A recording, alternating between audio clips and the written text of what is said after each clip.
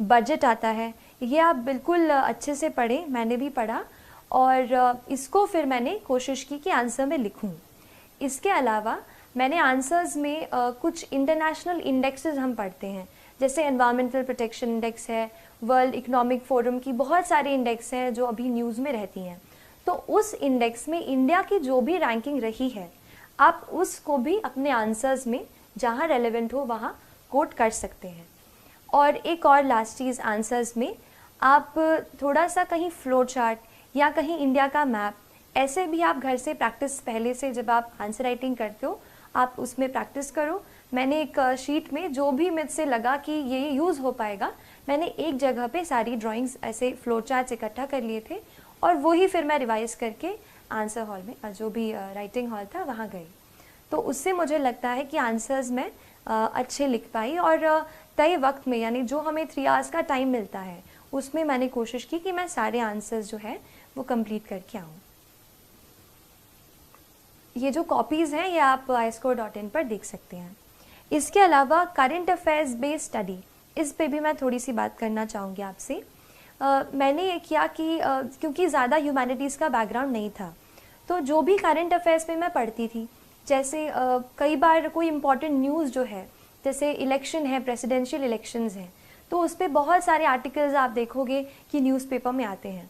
वहीं से मैंने एडिटोरियल्स के नोट्स बनाए, उनको इकट्ठा किया और करंट अफेयर्स से ही मैंने कोशिश की कि पेपर 2 यानी GS2 और GS3 की मैक्सिमम प्रेपरेशन, मैं कहूँगी कि मैंने न्यूज़पेपर्स, आर्टिकल्स ऑनलाइन जो आपको मिल जाएंगे, अच्छे आर्टिकल्स अच्छी वेबसाइट्स के, न्यूज़पेपर्स के, वहाँ से मैंने कोशिश की कि GS2 और GS3 के आंसर्स मैं वहाँ से कवर कर सकूँ।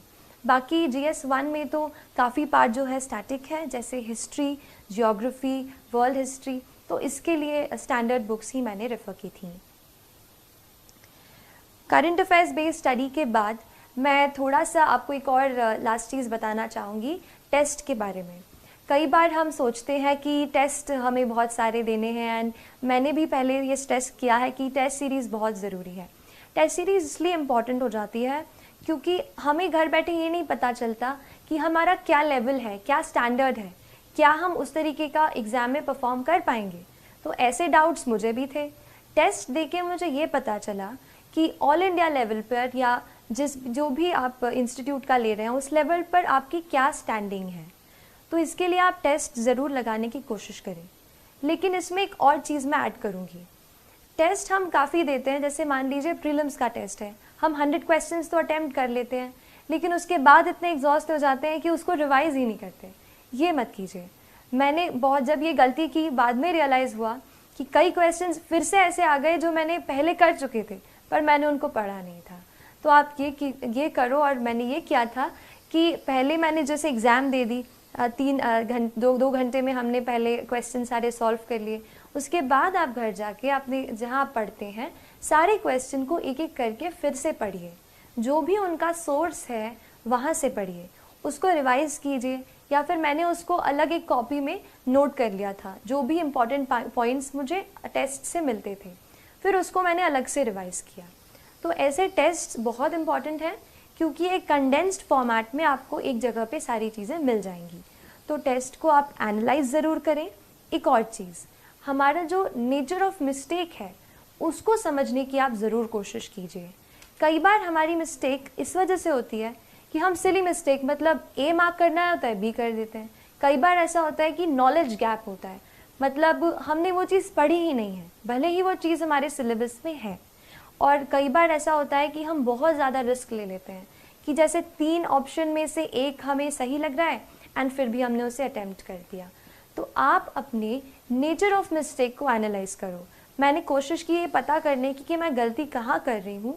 मेरा पहले शुरू में नॉलेज गैप आ रहा था, इवन प्रीलिम्स के काफ़ी पास तक ऐसा हो रहा था। तो आप अपने नॉलेज गैप पे थोड़ा सा देखो, कौन सा, जैसे मैंने देखा कौन सा सब्जेक्ट है जिसमें मैं इतना ज़्यादा अच्छा नहीं परफॉर्म कर रही हूँ, तो उसी सब्जेक्ट के फिर से मैंने अपने नोट्स खोले, फिर से उन्हें पढ़ाई की, फिर से उनसे पढ़ा। तो ऐसे करके वो नॉलेज गैप जो है वो ब्रिज हो गया। आप ऐसे ही अपने नेचर ऑफ मिस्टेक पे वर्क करेंगे तो I think that worked for me and it will help you as well. So these are some of the things जो मुझे लगा कि थोड़ा मैं आपसे शेयर करूं और आपके प्रेपरेशन जो यूपीएससी प्रेपरेशन है उसमें हेल्प करेगी. I hope I have given you at least 2 or 3 points which can add up some value to your preparation. So all the very best. Thank you.